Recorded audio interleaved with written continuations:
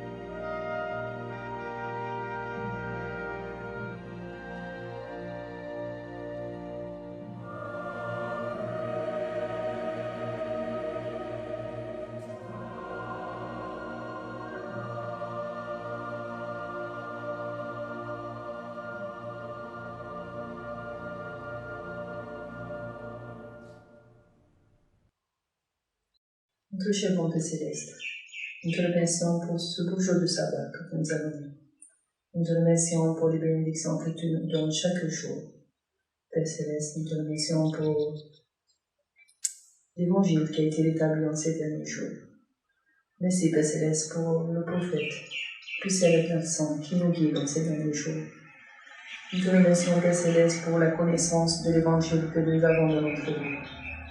Nous te remercions aussi pour les dirigeants qui nous guident, qui nous donnent des instructions. Père Céleste, nous te demandons de bénir chacun d'entre nous, que tu puisses bénir les orateurs. Te demandons aussi de bénir ceux qui nous écoutent et qui nous regardent. Père Céleste, te demandons de bénir les dirigeants du pays, afin qu'ils puissent œuvrer avec zèle dans cette pandémie. Père Céleste, que tu puisses aussi bénir les professionnels de santé. Père Céleste, nous te demandons de bénir ceux qui sont dans le besoin et ceux qui en souffrent. Père, te demandons de nous accorder ton esprit tout au long de cette émission religieuse. Et cela notre prière que nous t'adressons. Au nom de ton Fils Jésus-Christ. Amen.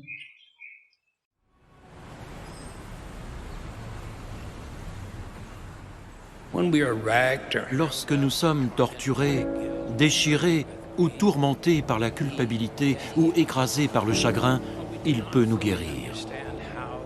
Sans comprendre pleinement comment l'expiation du Christ a été accomplie, nous pouvons néanmoins ressentir la paix de Dieu qui surpasse toute intelligence. Grâce au pouvoir de l'expiation de Jésus-Christ, notre nature peut être changée. Alors notre capacité de porter les fardeaux peut être augmentée, plus que de besoin. Nous nous voyons en termes d'hier et d'aujourd'hui. Notre Père Céleste nous voit en termes d'éternité.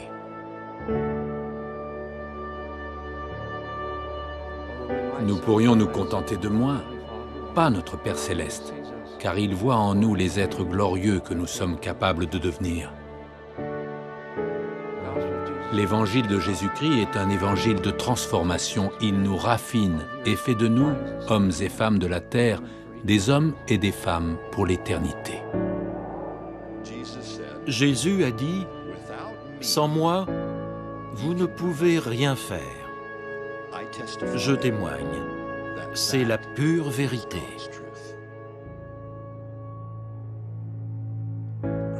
Le Christ est tout pour nous, et nous devons demeurer en lui de façon permanente, sans fléchir, fermement, pour toujours. Pour que l'Évangile porte ses fruits et nous bénisse, nous devons rester fermement attachés à lui. Il est Jésus-Christ, le Saint d'Israël, plein de grâce et de miséricorde et de vérité. C'est lui qui vient pour ôter les péchés du monde, de tout homme qui croit avec constance en son nom. Je témoigne de la réalité de la divinité du Sauveur vivant, qui nous invite à venir à lui et à être transformés. Nous pouvons être spirituellement préparés et lavés de nos péchés, immergés dans son évangile et purifiés et scellés par le Saint-Esprit de promesse, c'est-à-dire nés de nouveau.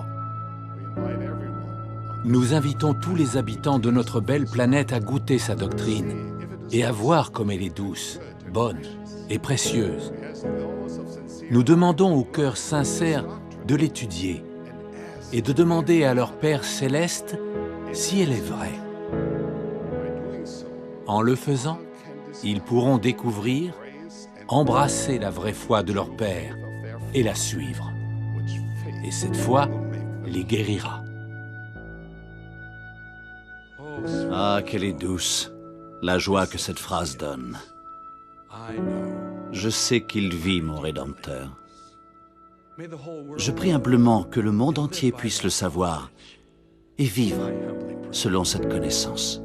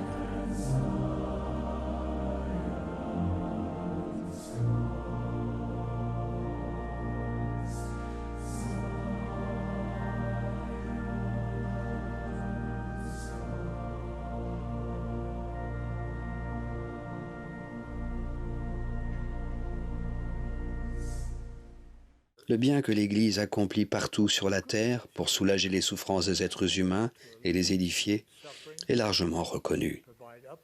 Mais son but primordial est d'aider les hommes, les femmes et les familles à suivre le Seigneur Jésus-Christ, à respecter ses commandements et à se qualifier pour la plus grande de toutes les bénédictions, la vie éternelle avec Dieu et leurs êtres chers. Tandis que nous commémorons l'événement qui a commencé le rétablissement, il est important de ne pas oublier que, bien que nous considérions Joseph Smith comme un prophète de Dieu, cette Église n'est pas l'Église de Joseph Smith, ni même l'Église de Mormon. Cette Église est celle de Jésus-Christ. Il a décrété avec exactitude le nom que doit porter son Église.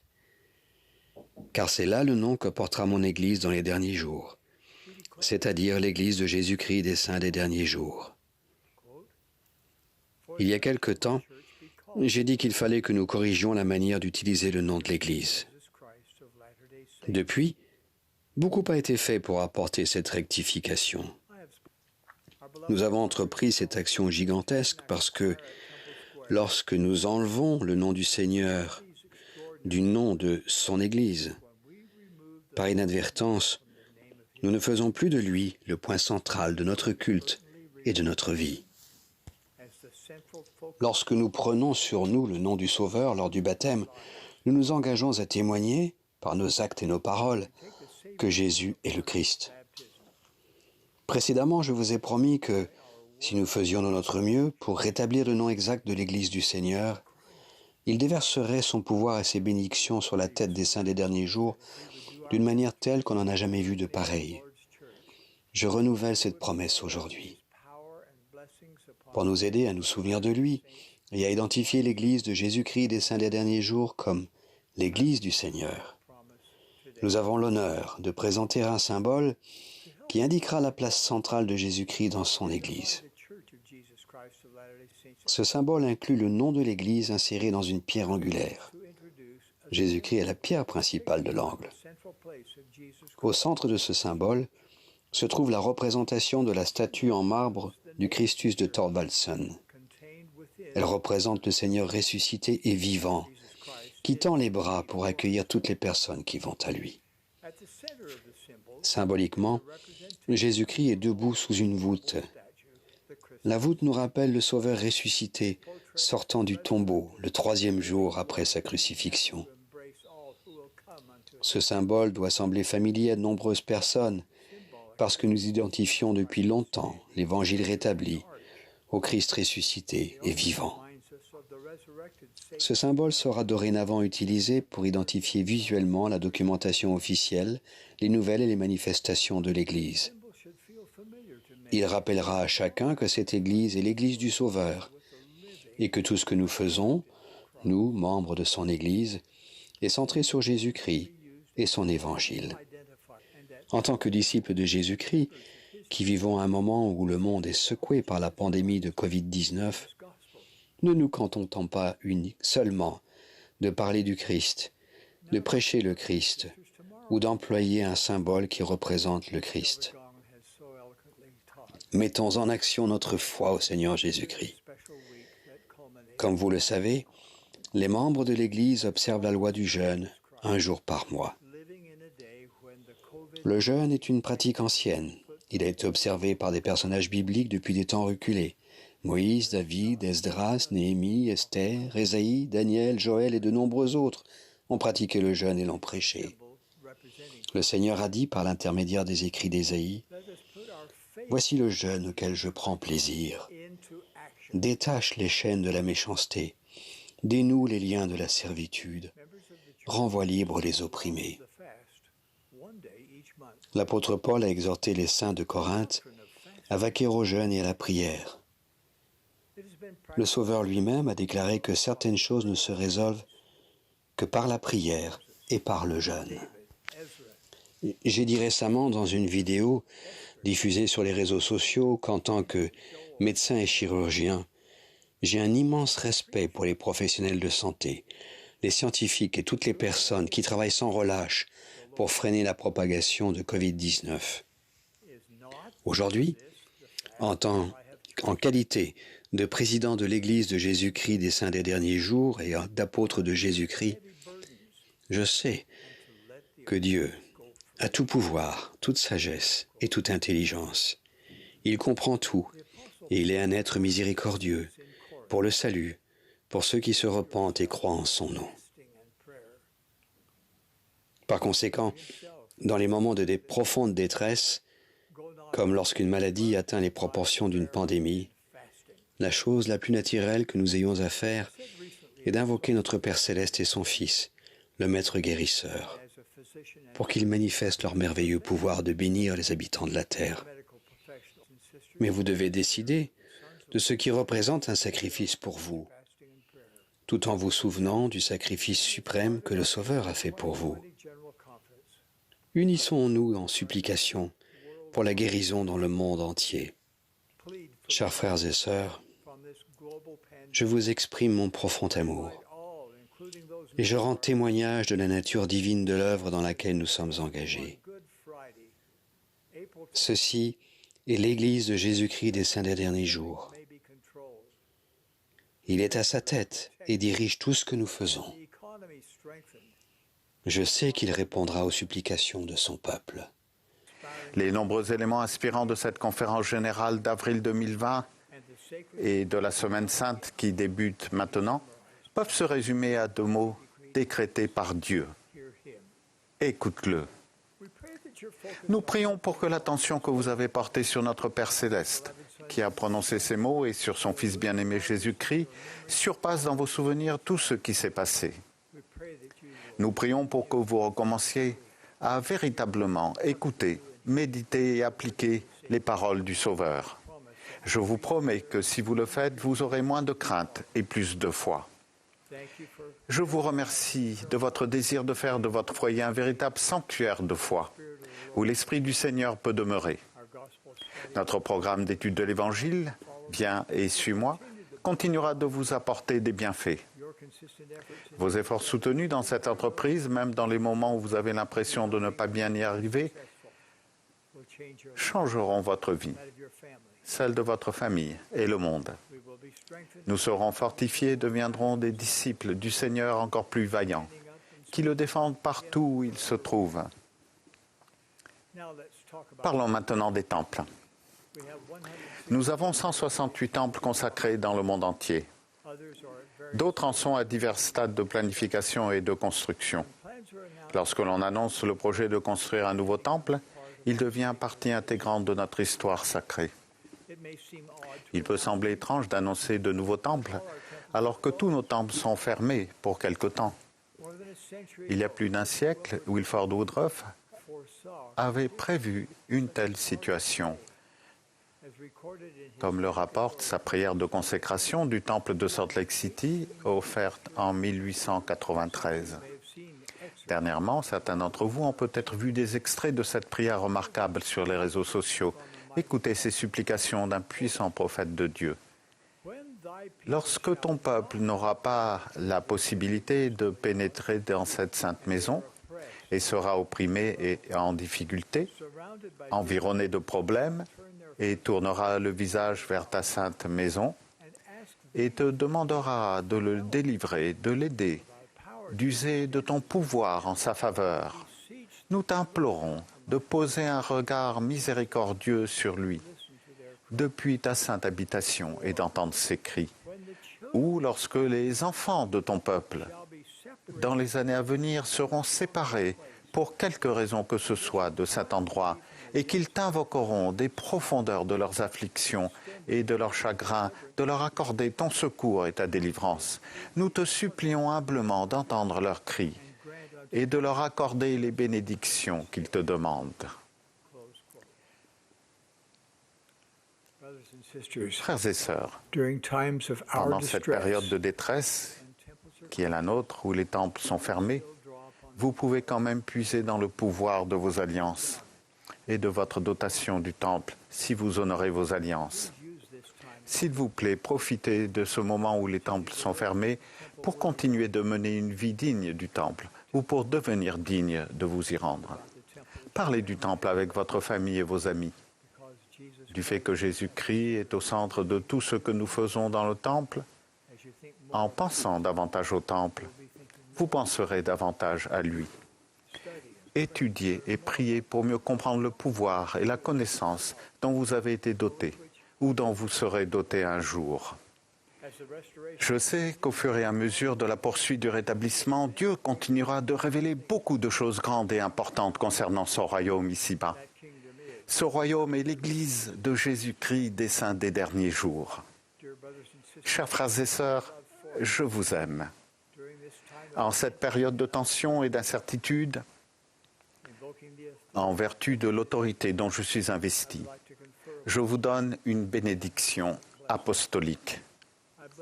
Je vous bénis avec la paix et une foi accrue au Seigneur. Je vous bénis avec le désir de vous repentir et de devenir chaque jour un peu plus semblable à lui. Je vous bénis pour que vous sachiez que Joseph Smith est le prophète du rétablissement de l'évangile de Jésus-Christ dans sa plénitude. Si l'un de vous ou de vos proches est malade, je vous donne une bénédiction de guérison selon la volonté du Seigneur. Je vous bénis et j'exprime une fois de plus mon amour pour chacun de vous. Au nom sacré de Jésus-Christ. Amen.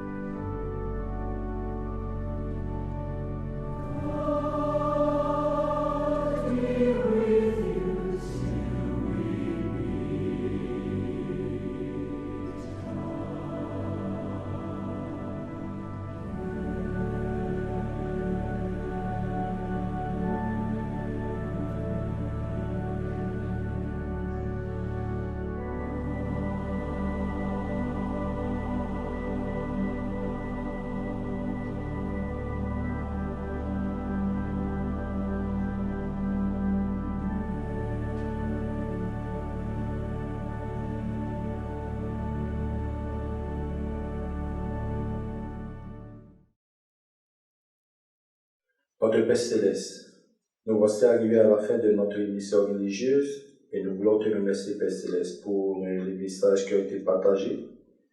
Nous te remercions, Père, pour ce beau jour de sabbat.